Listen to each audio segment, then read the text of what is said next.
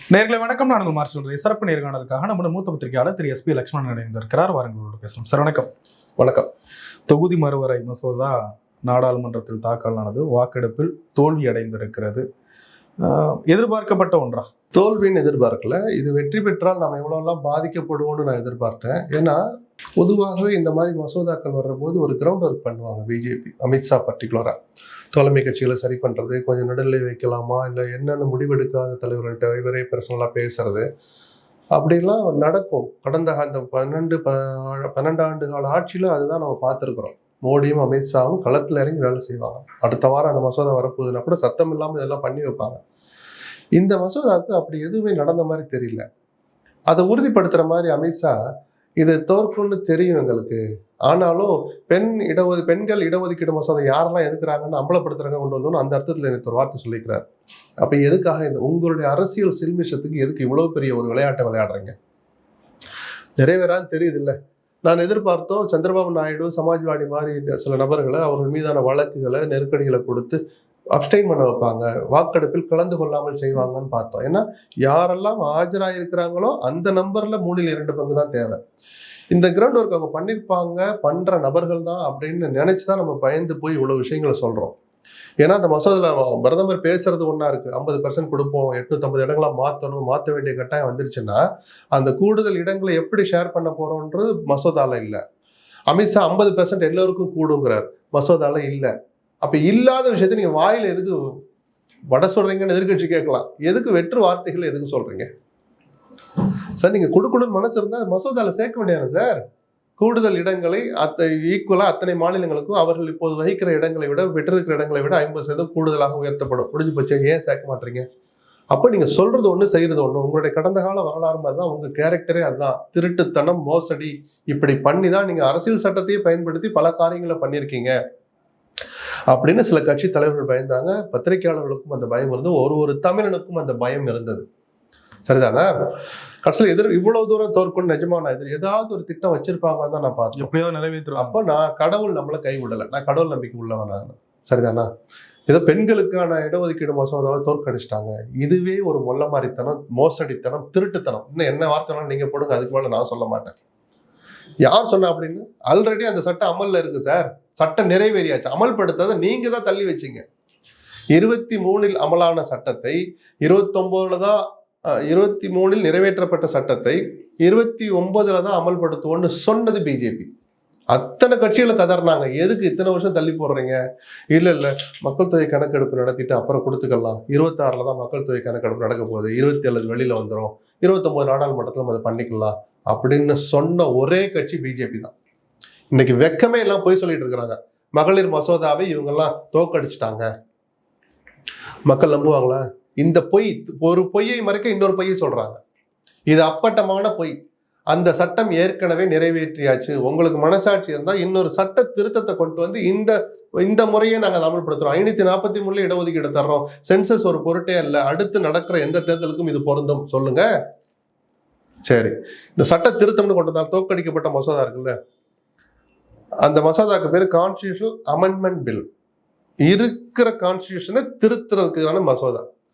இவங்க அந்த 23 சட்டத்தை நாம நிறைவேற்றினாங்கல்ல, நிறைவேற்றிட்டா நான் நாட்டினுடைய சட்டத்திட்டம் என்னன்னா, நடைமுறை நாடாளுமன்றத்தில் நிறைவேற்றப்பட்ட விஷயத்த கெசட்ல வெளியிட்டாதான் அதுக்கு சட்டப்பூர்வமான ஒரு இது கிடைக்கும், சட்டப்பூர்வமான அங்கீகாரம், அடையாளம் கிடைக்கும். அதுக்கு இவங்க முந்தா நாள் வரைக்கும் அதை கெசட்ல வெளியிடவே இல்லை. 30 மாசம் ஆச்சு சார், கெசட்லயே வெளியிடல சார். இந்த லட்சணத்துல நீங்க பெண்களுக்கான உரிமைகளை மதிக்கிறீங்க நீங்க. அப்புறம் யாராவது சுட்டி காட்டின பிறகு, சார் நீங்க சட்டம்னு ஒண்ணு இருந்தாதான் அந்த திருத்த மசோதான்னு கொண்டு வர முடியும், ஆனா சட்ட அங்கீகாரமே அடையாளமே இல்லை, ஏன்னா கெசட்லயே வரலன்னு சொன்ன பிறகு முந்தா நாள் நைட்டு 9:55 கெசட் வெளியிடுறாங்க. சில்மிஷம் பண்ணது யாரு? மோசடி பண்ணது யாரு? அரசியல் ஆதாயம் தேட நினைச்சது யாரு? சாட்சாத் பிஜேபி தான். இதை மறைக்கிறதுக்கு குய்யோ முறையோன்னு கத்துறாங்க. ஸ்டாலின் தடுக்கிறாரு, எதிர்கட்சிகள் தடுக்கிறாங்க. ஒருத்தர் இன்னைக்கு காலையில ஸ்டாலின் போட்ட ட்வீட் எடுத்து படிச்சு பாருங்க. மகளிர் இடஒதுக்கீட்டு சட்டத்தை உடனடியாக அமல்படுத்துங்கன்னு போட்டிருக்காரு. அவர் அரசியல் சட்டத்தை கொளுத்தின போது அதை கவனிச்சு திட்டினீங்கல்ல, இப்ப அதை உடனடியாக அமல்படுத்துங்கன்னு சொல்றாருல, நம்மளும் கேட்கிறோம்ல, அமல்படுத்துங்க. ஏன் அமைதியா இருக்கீங்க? அண்ணாமலை ஏன் மௌனமா இருக்கார்? குஷ்பு ஏன் மௌனமா இருக்கார்? மக்கள் முட்டாள் நினைக்கிறீங்களா நீங்களாம்? ஸோ அவர்களுடைய அந்த யோகியமற்ற தன்மை இன்னைக்கு அம்பலப்பட்டு நிற்குது. என்டிஏனுடைய இந்த 12 ஆண்டுகால ஆட்சியில மிகப்பெரிய முதல் தோல்வி இதுதான். எடப்பாடி சொன்னார் ஸ்டாலின் முகத்துல கரி பூசுவாங்கன்னு. கரியை எடுத்து தாங்களாகவே பூசிக்கொண்டது மோடியும் அமித்ஷாவும் தான், வேற யாருமே இல்லை. ஏன்னா அவங்கதான் அவசர கதியில வேணாம்னு சொல்ல கொண்டு வந்தாங்க. அவங்க இப்படி ஒரு சட்டத்தை கொண்டு வரக்கூடாது, இவ்வளவு அவசரத்துல கொண்டு வரக்கூடாது, குறைஞ்சபட்சம் அனைத்து கட்சி கூட்டத்தை கூட்டுங்க, என்னன்னு ஆலோசிங்க. 5 மாநில தேர்தல் நடக்குது, 10 நாள், ஒரு வாரம் தள்ளி வைங்கன்னா 23 போலிங், 29 நாடாளுமன்றத்தை கூட்டுங்கன்னு கார்கே லெட்டர் எழுந்தாரு. அதுக்கு பதில் கடிதம் கூட போடல, ஒரு துளி கூட அதை மதிக்கல. ஜனநாயகத்தை மதிக்கிற லட்சணம் இதானா? நீங்க பெண்கள்லாம் அப்புறம், ஜனநாயகத்தில் பெண்களும் ஒரு அங்கம், ஒட்டுமொத்த ஜனநாயகத்தை நீங்க மதிக்கிற லட்சணம் இதானா? அத்தனை தவறையும் செஞ்சு முகத்தில் கரிபூசி அம்பலப்பட்டு போய் நிற்கிற ஒரே கட்சி பிஜேபி தான். வேற யார் என்ன சொல்ல நம்பாதீங்க. அரசியல்ல 1000 நீங்க ஸ்டாலினை போட்டு கிளிங்க, எடப்பாடி ஸ்டாலினை திட்டட்டும், ஸ்டாலின் எடப்பாடி திட்டட்டும், 2 பேரும் சேர்ந்து ஒரு மாறி மாறி பிஜேபி திட்டட்டும், அதெல்லாம் நான் அப்புறம் சார். இதெல்லாம் வழக்கமான அரசியல் சார். இந்த மாதிரி ஒரு மாநில உரிமைகளை பறிக்கிற விஷயமாகட்டும், ஒட்டுமொத்தமா நிரந்தரமா ஒரு மாநிலத்தை அடிமையாக்குறதுக்கான தொடர்ச்சியாகட்டும், தொடக்கமாகட்டும், பெண்களுக்குன்னு ஒரு இடஒதுக்கீடு கொடுக்குற விஷயத்தை தங்களுடைய அரசியல் ஆதாயங்களுக்காக பயன்படுத்துற இந்த விஷயங்கள் இருக்குல்ல, இதுலயாவது இந்த சுய வெறுப்புகளை எல்லாம் தள்ளி வச்சுட்டு, அரசியல் வெறுப்புகளை, மனமாச்சரியங்களை தள்ளி வச்சுட்டு ஒத்த கருத்துல பேசணும்னா அறிவு வேணாமா சார்? எல்லாருக்கும் இது பொருது சார். நான் கேட்கிறேன் இந்த கேள்வி, யாருக்கெல்லாம் இல்லையோ அவர்களுக்கெல்லாம் அறிவு இல்லையா நான் கேட்பேன் சார். இந்த மசோதா தோற்று விட்டது. இந்த எலெக்ஷன் டைம்ல ரொம்ப அவசரமா கொண்டு வந்தாங்க. இப்ப பழைய பூரா எதிர்கட்சிகள் மேலதான் திருப்புறாங்க. மகளிர் நம்ப மாட்டாங்க. அதான் சொல்றேன், இவங்க இந்த ஜென்மத்துல திருந்த மாட்டாங்க. பிஜேபி தவறு நடந்துடுச்சுன்னு முதல்ல மன்னிப்பு கேட்டாதான் சார் பிஜேபி திருந்துற பாதையில வருஷம் எடுத்து வைக்கணும்னு பாராட்டலாம். அவங்க எக்ஸ்பிளைன் பண்றாங்க, நாங்க யாருக்கும் ஓரம் செய்ய மாட்டோம்னு சொல்லிட்டோம். எப்படி திருப்பியா ஏன் மசோதால இல்ல? மசோதா நீங்க எடுத்து படிச்சு பாருங்க. 2011 சென்சஸ் அடிப்படையில் நடக்கும் டெலிமிட்டேஷன் அண்ணாமலை இல்லவே இல்லைன்னாரு. அதை பார்த்த பிறகு கூட அண்ணாமலை மன்னிப்பு கேட்கல. மன்னிப்பு வேண்டாம், வருத்தம் தெரிவிச்சுக்கிறேன்னு கூட சொல்லலை. நான் தவறுதலா சொல்லிட்டேன்னு கூட ஒரு விளக்கம் கூட சொல்லலை. மசோதால இருக்கு சார், எடுத்து படிங்க சார். சரி, 50% உயரும்னு சொன்னீங்க, மசோதால ஏன் இல்லை? தோக்க போகுதுன்னு தெரிஞ்சு அமித்ஷா சொல்றார், அல்லது தோத்த பிறகு ஒரு பேசுறாருன்னு நினைக்கிறேன். 1 மணி நேரம் அவையை தள்ளி வைக்கிறேன். நீங்கெல்லாம் ஒத்துக்கிட்டா 50% கூட்டுவோம். அந்த இடத்தை கூட்டணுங்கிறதெல்லாம் உங்களுடைய ஆர்வம் இருந்ததே தவிர, பெண்களுக்கு இடஒதுக்கீடு விஷயத்தை அமல்படுத்தணுங்கிற அந்த எண்ணம் துளி கூட இல்லை பிஜேபிக்கு. அந்த இடத்தை கூட்டணும் தான் நீங்க புதுசா கட்டி வச்சிருக்கீங்க. 880 பேர் உட்கார்ற மாதிரி தானே பார்லிமெண்ட் புதுசு கட்டியிருக்கீங்க. நீங்க இப்ப போட்ட பிளான் இல்ல, பல வருஷம் முன்னாடி நீங்க போட்ட திட்டம் அது. உங்க நோக்கம் அதுவாதான் இருந்ததே தவிர பெண்களுக்கு இப்ப இடஒதுக்கீடு வழங்குகிற உணர்வே உங்களுக்கு கிடையாது. மக்களை ஏமாற்றுறதுக்காக இப்படி சொல்றாங்க. தயவு செய்து யாரும் நம்பாதீங்க. பிஜேபி நீங்க ஆதரிங்க, அண்ணாதிமுக அதெல்லாம் வேற கதை. இந்த விஷயத்தை சொல்லி வந்தாங்கன்னா அதற்கு தகுந்த பாடத்தை கத்துக் கொடுக்கணும் சம்பந்தப்பட்ட அத்தனை மக்களும். இல்ல தேர்தல் பிரச்சாரங்கள்லாம் போயிட்டு இந்த மூமெண்ட்ல அவங்க துடிச்சதுக்கான காரணம் இல்ல, தப்பா எடுத்து தப்பா போயிடுச்சது. அவங்க ஏதாவது அரசியல் ஆதாயம் தேட முடியுமான்னு பார்த்தாங்க. அவர்கள் நம்புகிற கடவுள் அவர்களுக்கு ஒரு தண்டனை கொடுத்துருக்காரு தான் நான் சொல்லுவேன். நான் அப்படியும் சொல்ல தவறவே மாட்டேன். எனக்கு எப்போதுமே அந்த நம்பிக்கை உண்டு. ஒரு பாவம் செய்தால் தண்டனை உண்டுன்னு நம்புறவன் நான். இவர்கள் பாவம் செய்ய முனைந்தார்கள், அவமானத்தோடு தப்பிக்கிட்டாங்க. பெருசா தண்டனை இல்லை, இது ஒரு பெரிய அவமானம். அதாவது மோடிக்கும் அமித்ஷாவுக்கும் இருக்கிற அந்த ஆளுமையை ஒப்பிட்டு பார்த்தால் நேற்று நடந்தது மிகப்பெரிய அவமானம் அவர்கள் சந்திச்சது. இல்ல அவங்களே ரொம்ப சீரியஸா தீவிரமா போராடின மாதிரி தெரியல. எப்படி? ஆமா, அதான் அவர் சொல்றாரு, ஜெயிக்கும் எனக்கு தெரியும், தோக்கடிக்கப்படும் எனக்கு தெரியுங்கிறாரு அமித்ஷா. இல்ல 2 முரண்பாடு. இதுக்காக தான் பார்லிமெண்ட்ல அதிகமா இடத்தை விட்டு கட்டினாங்க, இது அவங்களுடைய நீண்ட கால திட்டம், நெடுநாளா போராடுறாங்க. ஆனா கடைசியில கொஞ்சம் லூஸ் விடுறாங்கன்றப்ப புரியல, அந்த அரசியல் என்னன்னு புரியல. ஆக மொத்தம் இது ஒரு அரசியல் சேஷ்டைன்னு மட்டும் சொல்லலாம் நம்ம. அதுக்கு மேல எனக்கு அது சொல்ல தெரியல. தமிழ்நாட்டுல இருக்க என்டிஏ கூட்டணியில இருக்கிறவங்க எல்லாம் சொல்றாங்க, தமிழ்நாட்டுக்கு எம்பிக்கள்லாம் நிறைய கிடைச்சிருப்பாங்க, மு.க. ஸ்டாலின் அவர்கள் அதை கெடுத்துட்டாரு. மக்கள் முட்டாள்கள் அல்ல. முதல்ல அந்த மசோதாவை எடுத்து எல்லாரும் படிச்சுப்பாங்க. இந்த விமர்சனத்தை வைக்கிற எவர் ஒருவரும் எடப்பாடி டீம் இல்ல, சம்பந்தப்பட்ட எல்லாரும், நீங்கள் உட்பட, மக்கள் உட்பட, நான் உட்பட, திரும்ப ஒரு இடத்த மசோதா எடுத்து படிச்சுப்பாங்க. பிஜேபி சொல்ல வந்தது என்ன, எதுக்காக 3 மசோதாவை ஒன்னாக்குனீங்க? தனித்தனி மசோதாவை தாக்கல் பண்ண சார். இந்த 1 தோத்த உடனே மீதி 2ம் அதோட இணைக்கப்பட்டதுனால நாங்க அதை தாக்கல் பண்ணவே இல்லை, அது அர்த்தமற்றதா ஆயிடுச்சுன்னு மந்திரியே எந்திரிச்சு பேசுறாரு. எதுக்கு இந்த சேட்டை? எதுக்கு சார் இந்த சேட்டை? பெண்களுக்கு இடஒதுக்கீடு கொடுக்கணும்னா 100 இடம் இருந்தாலும் 33 இடம் கொடுங்க, 200 இடம் இருந்தால் 66 இடம் கொடுங்க சார். அதான சார் சட்டம். அதனை 850 ஆக்குனாதான் நாங்க கொடுப்போங்கிறது. இதுதான் சில்மிஷம் சேட்டைன்னு நம்ம சொல்றோம். அப்போ இந்த 850 ஜென்மத்துல கொடுக்க முடியாது, அது கொண்டு வரதுக்கு பல விஷயங்கள் நடக்கணும். அப்ப பெண்களுக்கு அது வரைக்கும் இடஒதுக்கீடு கொடுக்க வேண்டாம் அப்படின்னு முடிவெடுத்த ஒரே கட்சி பிஜேபி தான். அதற்கு துணை போகிற தோழமை கட்சிகள் தான். இல்ல திமுக பாதுகாக்கணும்னு அவசியம் இல்லை. ஓப்பனா கருத்து சொல்லுங்க. திமுக திட்டுறது வேற விஷயத்துல திட்டுங்க சார். இதுல உங்க கருத்து என்ன? ஓப்பனா உங்க கருத்தை சொல்லுங்க. யாரும் பேச மாட்டாங்க. அது பெண்களுக்கு கொடுக்கறது தடுக்கிற அன்புமணி எல்லாம் ஒரே டோன்ல பேசுறாங்க. இதுவா கூட்டணி தர்மம்? இது தமிழ்நாட்டுக்கு செய்கிற துரோகம். கூட்டணி தர்மங்கிறது நீங்க ஏற்கனவே கடைபிடிச்சிட்டீங்க. உங்களுக்கு பிடிக்காத தொகுதியை கொடுத்தாங்க, நீங்க கேட்ட தொகுதியில் எண்ணிக்கையை கொடுக்கல, ஆனாலும் மௌனமா இருந்தீங்களே, அதுதான் கூட்டணி தர்மம். அது அந்த விஷயத்துக்கு மட்டும்தான். தமிழ்நாட்டுக்கு துரோகம் செய்வது கூட்டணி தர்மம் ஆகாது. சம்பந்தப்பட்ட எல்லோருமே இதை புரிஞ்சுக்கணும். இந்த விவகாரம் பேசு பொருளான உடனே, அறிவிக்கப்பட்ட உடனே முதலமைச்சர் மு க ஸ்டாலின் கடுமையான எதிர்ப்புகளை மறுபடியும் வீடியோ போட்டு தெரிவிச்சார். அந்த இதை செய்யவும் தானே சார் நேற்று மோடி அந்த வார்த்தையை கேட்கிறார். தமிழ்ல வேற என்ன வார்த்தை இருக்கு சொல்லுங்க, அந்த உறுதிமொழியை தர்றேன்னு. இல்லாட்டி அது கூட சொல்லியிருக்க மாட்டாரு சார். சரி, இவ்வளவு தூரம் சொல்றீங்களா, அப்ப கூட உங்க திருட்டுத்தனத்தை உங்களால மறைக்க முடிஞ்சதா? அவ்வளவு பேசும்போது கூட பிரதமர் அந்த வார்த்தைகள்லாம் மசோதால இல்லையேன்னு அந்த இதை எதுக்காக அவர் கவனிக்க தவறார்? தெரியும் மசோதால அந்த வார்த்தை இல்லைன்னு. 2 மணி நேரம் அவையை ஒத்தி வைக்கிறேன். மசோதால அந்த வார்த்தையை சேர்த்துட்டு நான் திருப்பி என் வாதத்தை தொடர்றேன். ஏன் சொல்லல மோடி?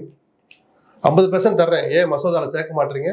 யாரை ஏமாத்துறதுக்கு இதெல்லாம் பண்றீங்க? இதுல அன்புமணி மாதிரி படிச்சவர் ரைட்டு, தினகரன் கூட விட எம்பி இல்ல, அவர் முதல்ல ஆரம்பத்துல இருந்தார். இப்ப நீங்க எம்பி தானே, இவ்வளவு தூரம் வக்காலத்து. தினகரன் கூட வக்காலத்து வாங்கிட்டு என்ன பேச ஆரம்பிக்கல, இல்லாட்டி அவரையும் விமர்சிப்பேன் நான். அன்புமணி ரொம்ப பேசினாலும் அன்புமணி கேட்கிறேன், நீங்க அந்த மசோதாவை படிச்சீங்களா? அந்த மசோதால இந்த 50% விட உயர்வுன்னு இல்லையே, ஏன் இல்லைன்னு கேட்டீங்களா? இது தமிழ்நாட்டுக்கு செய்கிற துரோகம் இல்லையா? அப்ப அன்புமணிக்கு பாடம் புகட்டணுமா வேணாமா? நல்ல வேலை வாசன் வாயை திறந்து பெருசா எதுவும் பேசல, இல்லாட்டி அவரையும் நான் விமர்சிப்பேன். தமிழ்நாட்டுக்கு துரோகம் செய்கிற எவரையும் விமர்சிக்கணும் சார். ஒருத்தருடைய கடமை சார், அது அம்பலப்படுத்தணும் சார். உங்களுக்கு எதுக்கு இவ்வளவு வாய்? அன்புமணிக்கு எதுக்காக இவ்வளவு வாய்? அது இருக்கிற தவறுகளை கேட்கணும்னு உங்களுக்கு துடிக்கலையே. நீங்க தமிழன் தானே. தமிழ்நாட்டுக்கு ஏதோ தப்பு நடக்கிற மாதிரி தெரியுது, சரி அதை கூட சொல்ல வேண்டாம். கூட்டணி தர்மம், தமிழ்நாட்டுக்கு துரோகம் இழைக்க விட மாட்டோம், அநீதி நடக்காமல் பார்த்துக் கொள்ளும், ஒரு வார்த்தை இருக்கால. ஸ்டாலினை கொண்டு திட்டணுங்கிறத அவங்க ஆர்வம் இருக்கே தவிர தமிழ்நாட்டுக்கு துரோகம் செய்ய விட மாட்டேன்னு ஒரு வாய் தரன்னு சொல்ல மாட்டீங்களே, ஏன்? முதல்ல அன்புமணியை தான் அம்பலப்படுத்தணும், அன்புமணிக்கு தான் தண்டனை கொடுக்கணும். அரசியல் ரீதியா நான் சொல்றேன். எடப்பாடி புரிதல் இல்லாமல் சொல்லிட்டார், பெண்களுக்கு இடஒதுக்கீடு கொடுப்பதை ஸ்டாலின் விரும்பல அப்படின்னாரு. ஆனா அதுக்கப்புறம் 2 மணி நேரத்துக்கு அப்புறம் யாரும் சொல்லிருப்பாங்க போல, இல்லப்பா டிபேட்டுக்குள்ள யாரும் போகாதீங்கப்பா, அதை பத்தி எதுவும் பேசிடாதீங்கன்னாரு உஷாரா. பயம் இருக்குல்ல, அந்த பயம் இருக்கணும். அது பயம் அல்ல, கோழைத்தனம் அல்ல, அதுதான் விவேகம். ஏதோ தப்பு நடக்குதுன்னு புரிஞ்சுக்கிட்டனாலதான் டிபேட்டுக்கு யாரும் போகாதீங்கன்னு எனக்கு தடுத்தாரு எல்லாரையும். புரியுதுங்களா? அந்த குறைஞ்சபட்ச உணர்வு கூட மத்திய அமைச்சரா 5 வருஷம் இருந்த அன்புமணிக்கு இல்லையே. அப்புறம் இந்த தமிழ்நாட்டுல அவங்க ஓட்டு போட்டு, அந்த ஓட்டு போட்டு ஜெயிச்ச எம்எல்ஏக்கள் ஓட்டு போட்டு தான் நீங்க ராஜ்யசபாக்கு போனீங்க. அந்த எம்எல்ஏக்கள் மக்கள் ஓட்டு போட்டா தருமபுரில இருந்து நீங்க எம்பியா போனீங்க லோக்சபாக்கு. அந்த நன்றி உணர்ச்சி துளியாவது அன்புமணிக்கு இருக்கா? ஓடோடி வந்து ஸ்டாலினை திட்டணும். ஆனா இந்த மசோதால இருக்கிற தப்பை பத்தி நான் கண்டுக்கவே மாட்டேன். நீங்க எதுக்காக படிச்சீங்க? எதுக்காக தமிழ்நாட்டுல அரசியல் பண்றீங்க? எதுக்காக தமிழ்நாட்டுக்கு துரோகம் பண்றீங்க? தமிழ்நாட்டுக்கு துரோகம் பண்ற ஒருத்தனை பார்த்து நான் இப்படிதான் கேட்பேன், எல்லோரும் இப்படிதான் கேட்கணும். திமுகவினர் கொண்டாடுறத பார்த்து பிஜேபியினர் அல்லது தேசிய ஜனநாயக கூட்டணியினர் ரொம்ப கொந்தளிக்கிறாங்க. சரி, தோத்தரிச்சு விட்டு போக வேண்டியதுனா, இந்த மகளிர் மசோதாவும் அதுல இருக்கு, மகளிர் மசோதாவும் இருக்கு. இந்த மகளிர் மசோதா அதுல கிடையாது. முதல்ல அந்த புரிதலுக்கு நீங்க வாங்க. மகளிருக்கு இடஒதுக்கீடு கொடுக்கிற முதல் சட்டம் இல்லை, ஏற்கனவே அந்த சட்டம் இருக்கு. இவங்க திருட்டுத்தனத்தை மறைக்கிறதுக்காக, டீலிமிட்டேஷனை கொண்டாந்து திணிக்கிறதுக்காக அது அந்த போர்வையில இதை கொண்டு வர்றாங்க. சரி, நேற்று தோத்துடுச்சுல்ல மசோதா, தோத்துடுச்சுல. இன்னைக்கு மகளிர் இடஒதுக்கீடு மசோதா அமல் இல்லைன்னு நினைக்கிறீங்களா? சட்டம் நிறைவேறியாச்சு, கெசட்ல வந்துடுச்சு சார். அதுக்கு எந்த பாதிப்பு இல்லை சார். முதல்ல அதை புரிஞ்சுக்கோங்க சார். ஏன்னா அந்த சட்டம் ஆல்ரெடி இருக்கு. கெசட்ல வெளியிட்டதை நீங்க தடுக்க முடியாது. இனிமேல் என்ன இருக்கு அதுல? சென்சஸ்க்கு பிறகு அமல்படுத்துவது 26, 27 சென்சஸ் நடக்குது. 29 நாடாளுமன்ற தேர்தல் அமலுக்கு வரும். ஏற்கனவே இருக்கு. எங்க யார் தடுத்தா? யார் தோற்கடிச்சா? நீங்க கொண்டு வந்து சில்மிஷமான ஒரு மசோதா தோற்கடிக்கப்பட்டது. திருட்டுத்தனம் கலந்த ஒரு மசோதா தோற்கடிக்கப்பட்டது. மோசடியான ஒரு மசோதா தோற்கடிக்கப்பட்டது. இன்னைக்கும் அந்த சட்டம் நிறைவேறி கெசட்ல வெளி வந்துருச்சு. ஆதாரத்துக்கு எடுத்து பாருங்க. 16ஆம் தேதி, ஏப்ரல் 16ஆம் தேதி இரவு 9:50-55 மணிக்கு கெசட்டில் வெளிவந்து விட்டது. அந்த சட்டம் இப்போது சட்டமாக ஆகிவிட்டது. அமலுக்கு தான் இன்னும் வரல, வரவிட மாற்றாங்க பிஜேபி. சரிதானே? இதோட இந்த ஆபத்து முடிஞ்சிருச்சா? இல்ல தற்காலிகமா முடிவுக்கு வந்திருக்காங்க. அவங்க திருப்பி என்ன பண்ணுவாங்க? அடிப்பட்ட பாம்பு மாதிரி அவங்க அப்படியே சீறிட்டு கிடப்பாங்க. வாய்ப்புகள் இருக்கு. என்ன பண்றாங்கன்னு பார்ப்போம். எந்த வடிவத்தில் எப்போது அவங்க எந்திரிச்சு வந்தாலும் சம்மட்டி அடி கொடுக்கணும். நம்ம உணர்வுகளை பதிக்காமல் அந்த மசோதா வந்தால் எதிர்த்து குரல் கொடுத்தே ஆகும். இவர்கள் இந்த ஜென்மத்தில் திருந்த மாட்டார்கள். எடப்பாடி பழனிசாமி அவர்கள் இந்த விஷயத்துல ரொம்ப பாலிஸ்டா கடந்து போனார். ஒருவேளை தேர்தல் நேரம் சார், இந்த தலைவலி எல்லாம் வேணாம் தானே அது பார்லிமெண்ட்டே கொஞ்சம் தள்ளி வைங்கன்னு சொன்னாங்க. எல்லாருக்கும் சங்கடம் தானே, எல்லாருக்கும். இப்போ ஸ்டாலின் தான் தடுத்துட்டா, ஸ்டாலின் தான் பண்ணிட்டா. அவர் இந்த மசோதாவே வேணான்னு தானே சார் சொன்னாரு. தோக்கடிக்கிறதுனா அவர் ஏன் சார் கொண்டு வாங்க நான் தோக்கடிச்சு காட்டுறேன் சபதம் போட்டிருப்பாரு. இல்ல அதிமுகவின் கருத்து வேற மாதிரி இருந்த மாதிரி ஏன்னா இங்க ஓட்டே இல்லை, அதனால ஒரு பெரிய விஷயமா அது பார்க்கப்படல. மக்களவையில அதிமுக ஓட்டு கிடையாது, அதனால அது ஒரு நாள் கூத்தா கடந்து போயிடுச்சு. இல்ல அட்லீஸ்ட் இங்க கிரவுண்ட்ல கருத்து ஒரு எதிர்ப்பு தெரிவிக்கணும்ல. இல்ல அதுதான் அந்த பாயிண்ட்டுக்குள்ளே அவர் போகலையே, புரிதல் இல்லாமல்ல பேசிட்டாரு. வந்திருக்க மசோதா என்னன்னு எடப்பாடி படிச்சாரானே தெரியலையே. அதுக்கப்புறம் யாரோ சொல்லி தானே அவர் ஒரு நல்ல நிலைப்பாட்டுக்கு வந்தார். கொஞ்சம் மௌனமா இருக்குப்பா, வேக வேண்டாம்ப்பான்னு தடுக்கிறாரு எல்லாரையும். புரியுதுங்களா? சோ அதையும் நம்ம சொல்லிதான் ஆகணும். எடப்பாடி ஒண்ணுமே தெரியாம புரியாம பேசிட்டாருங்கிறது ஒரு ஸ்டேஜ். அதுக்கப்புறம் சில புரிதலுக்கு வந்து கொஞ்சம் ஸ்லோ ஆயிட்டாருங்கிறதே நம்ம சொல்லிதானே சார் ஆகணும். இப்ப அரசியலுக்காக ஸ்டாலின் விரும்பலன்னு ஒரு பிஜேபி எடுக்கிற ஸ்டாண்டை எடுக்கிறாங்க. என்ன செய்தி சொல்லப்பட்டிருக்கு அதன் மூலமாக மத்திய அரசுக்கு தமிழ்நாட்டிலிருந்து? இல்ல இந்த மாதிரி தமிழ்நாட்டுடைய உணர்வுகளை மதிக்காமல், தமிழ்நாடு உள்ளிட்ட தென் மாநிலங்களுடைய மக்களுடைய உணர்வுகளை மதிக்காமல் நீங்கள் எதையும் செய்ய முடியாது, செய்தால் இந்த மாதிரி அவமானத்துக்கு தான் ஆளாவங்கிற ஒரு மெசேஜை கொடுத்துருக்காங்க. பாடம் கத்துக்கிறாங்களான்னு பார்ப்போம். பிஜேபி தேர்தல் களம் எப்படிங்க சார் இருக்கு? போயிட்டு இருக்கு. ஏற்கனவே நம்ம பேசின மாதிரி தான் விஜயனுடைய செல்வாக்கு அந்த மாதிரி பார்க்கிற காட்சிப்படுத்துதல் மூலமா இருக்கிற செல்வாக்கு குறைஞ்ச மாதிரி தெரியல. அவருடைய அந்த அலட்சிய போக்கும் தொடருது. நேற்று ஒரு பிரச்சார ரத்து அறிவிப்பு வந்திருக்கு. 12 நாள் கூட உங்களால தொடர்ந்து பிரச்சாரம் பண்ண முடியல. உங்களுக்கு எதுக்கு இந்த மாநிலத்தை ஆளுகிற ஆசை? 12 நாள் கூட உழைப்பு. நான் வழியை தாங்கிட்டு வந்து வழியை தாங்கிட்டு, எந்த வழியை தாங்கினீங்க? ஏதோ ஒரு 5 வழி பட்டியலிடுங்க. எதுக்காக மக்கள்கிட்ட போய் சொல்றீங்க? சொல்லுங்க சார். ஏன்னா வீதி வீதியா நடந்தா சார் பிரச்சாரம் பண்றாரு. ஏசி வேன்ல வர்றாரு, எந்திரிச்சு 4.5 நிமிஷம் 5 நிமிஷம் பேசுறாரு. அது கூட உங்களால முடியலன்னா உங்களுக்கு எதுக்கு ஆட்சி செய்யணுங்கிற ஆசை வருது? ஒவ்வொரு தமிழ்நாட்டு மக்களும் இதை யோசிச்சு பார்த்து ஓட்டு போடணும். இல்ல மற்ற தலைவர்களுக்கு இல்லாத சில சிக்கல்களும் என்ன இருக்குன்னு சொல்லுங்க. இல்ல ஏற்கனவே கரூர்ல நடந்த அதுதான் அரசியல். அதுதான் சார் அரசியல். கரூர்ல நடந்தது உங்க சேட்டனால வந்தது. நீங்க இப்ப வந்து போலீஸ்ட சொல்லி 1 மணி நேரம் எல்லா ஊருக்கும் போறீங்க. இப்படி நீங்க ரத்து பண்ணீங்கன்னா பக்கத்து மாவட்டம் முறை வந்து குவி தான் செய்வான். இவர் பண்றது அந்த சேட்டைக்கு தான் பண்றாருன்னு தோணுது. ஒரு ஊருக்கு போகல, உடனே பக்கத்து மாவட்டத்துக்கு வர்றாரு, அந்த மாவட்டத்துக்காரன் வர்றான். நீங்க வர்ற கூட்டம் எல்லாம் அந்த தொகுதின்னு மட்டும் நம்பாதீங்க. ஒட்டு மொத்தமா எல்லாரும் வந்து ஒரு இடத்துல நிக்கிறான். இதைத்தான் விஜய் விரும்புறாரோ. அவருடைய இந்த பிரகஸ்பதிகள் சில பேர் சுத்தி இருக்காங்க. அவர் பிம்பத்தை கட்டமைக்கணும். எதுக்கு சார் பிம்பம்? ஆல்ரெடி அவர் வளர்ந்த பிம்பம் சார். துருத்திக்கெல்லாம் தெரியும் சார். 5 வயசு பிள்ளைகளுக்கும் தெரியும் சார் விஜய்ன்னு. எதுக்கு சார் அவருக்கு என்ன தெரியாத ஆளுங்க தான் சார் நீங்க இதெல்லாம் பண்ணணும்? அப்ப தெரிஞ்சே பண்றது விஜய் தான். அந்த கூட்டத்தை டைட்டா காட்டணும். 2 நாள் போக 3 நாள் போனதான் கூட்டம் வருதுன்னு இந்த சேட்டை பண்றாருன்னு தோணுது. இது வந்து அக்கிரமமான சேட்டை. இது ஏதாவது அசம்பாவிதம் நடந்தால் விஜய் தான் பொறுப்பு. விஜய் என்கிற ஒற்றை மனிதர் தான் பொறுப்பு. நீங்க விரும்புறீங்களா? சொல்லுங்க. அரசுக்கு சம்பந்தம் இல்லை, அதிகாரம் கிடையாது. தேர்தல் ஆணையத்து விஜயோட செல்வாக்கு கூட்டுறது குறைக்கிற தேர்தல் ஆணையத்தோட வேலை சில சேட்டைகள் பண்ணுவாங்க. ஒரு அதிகாரியை நியமித்து ஒரு அதிகாரியை நீக்கி அதோட அவங்க சேட்டை முடிஞ்சிடும்.